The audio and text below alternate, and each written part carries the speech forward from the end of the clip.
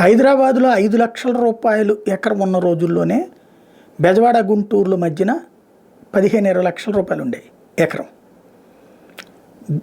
హైదరాబాద్ ఇప్పుడు 100 కోట్లకి వెళ్ళింది, ఇక్కడ 10 కోట్లు ఆ రేంజ్లో పలుకుతున్నటువంటి పరిస్థితి, 10-20 కోట్లు అని చెప్తున్నటువంటి. ఎప్పుడైనా సరే ఒక కొత్తగా పరిశ్రమలు రావాలంటే భూముల విలువ తక్కువ ఉండాలి. ఆంధ్రప్రదేశ్లో వట్టి నేలలుగా ఉండేటటువంటి రాయలసీమలో అనంతపురం లాంటి చోట్ల ఉన్నటువంటిది, చిత్తూరులో ఉన్నటువంటి అవుట్స్కట్స్లో ఉన్నటువంటి ల్యాండ్స్, లేదా పల్నాడులో ఒకప్పటి ల్యాండ్స్, ఇవన్నీ కూడా మెట్ట ప్రాంతాల్లో ఉండే ల్యాండ్స్ కూడా ఇవాళ లక్షలకి లక్షలు చెప్తున్నారు. మరి ఒక పరిశ్రమ ఎలా పెడతారు? ఫస్ట్ మనందరం ఆలోచించాల్సింది నెంబర్ 1, పరిశ్రమకి భూమి విలువ ఎట్లుంటే ఎట్లా పెడతారు. రెండవది, రాజకీయాలలో ఎవడు అధికారంలో ఉంటే వాడు ప్రత్యర్థి అధికారంలో ఉన్నప్పుడు పెట్టే ఫ్యాక్టరీలు వేధించడం.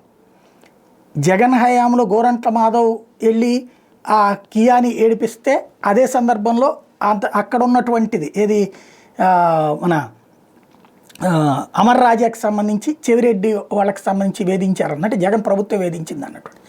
అదే సందర్భంలో ఆక్వా పరిశ్రమ దగ్గర నుంచి, శ్రీకాకుళంలో పరిశ్రమ దగ్గర నుంచి, కర్నూలులో పరిశ్రమ దగ్గర నుంచి వీటి ఇప్పుడు ఈ ప్రభుత్వం వచ్చాక వేధించారు. అంతకుముందు పరిశ్రమలు వేధించినటువంటిది 2014-19 మధ్యలో బీజేపీ వాళ్ళు చెప్పుకొచ్చారు. కియాకి సంబంధించి మాకు ఏది దాని ట్రాన్స్పోర్టేషన్ అంతా మాకప్ప చెప్పండి, దానికి సంబంధించిన క్యాంటీన్ మాకప్ప చెప్పండి అని వేధించారు.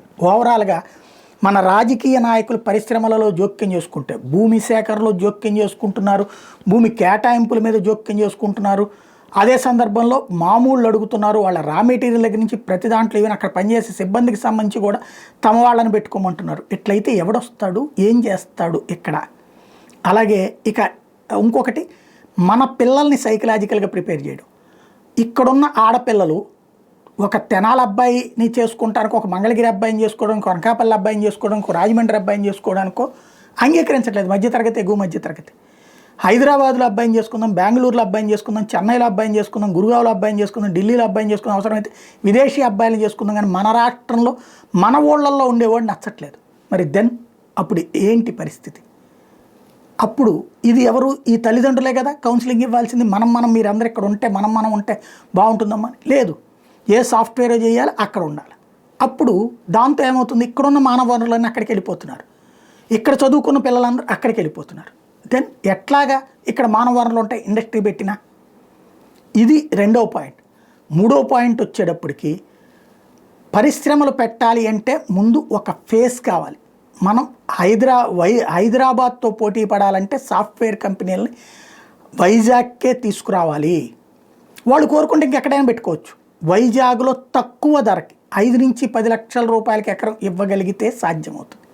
అలా ఇస్తే దోచుకుపోయారు, దోచి పెడుతున్నారు అంటారు, రాజకీయాలు చేస్తారు, పత్రికలు రాస్తాయి, టీవీలు చేస్తాయి. పైగా పారిశ్రామికవేత్తని దొంగలుగా, దోపిడీదారులుగా చూపిస్తూ రాసే వార్తలు, చేసే డిబేట్లు ఆంధ్రప్రదేశ్కి అతిపెద్ద శాపం. దావోస్ వెళ్ళి 3 రోజుల పాటు 100 మందిని కలిసి ఫైనల్గా పక్కనున్న తెలంగాణ రాష్ట్రం 1,50,000 కోట్ల రూపాయలు తీసుకుంటే ఇక్కడ చూస్తాం చేస్తామని చెప్పడానికి కారణం అదే. ఇప్పటికైనా మనలో మార్పు రాకపోతే పేకాట క్లబ్బులు, మద్యం దుకాణాలు, గుండాటలు, కోడి పందాలు, ఇక రాబోయే రోజుల్లో దాన్ని ఏమంటారు, పబ్బులకి బదులు పబ్బులు కూడా మళ్ళీ ఆ స్టైల్ ఆఫ్ ఫంక్షనింగ్ ఉండాలి. శ్రీలంకలో ఉన్నట్టుగా క్యాసినోలు పెట్టుకుని బతకాల్సి వస్తుంది మనం.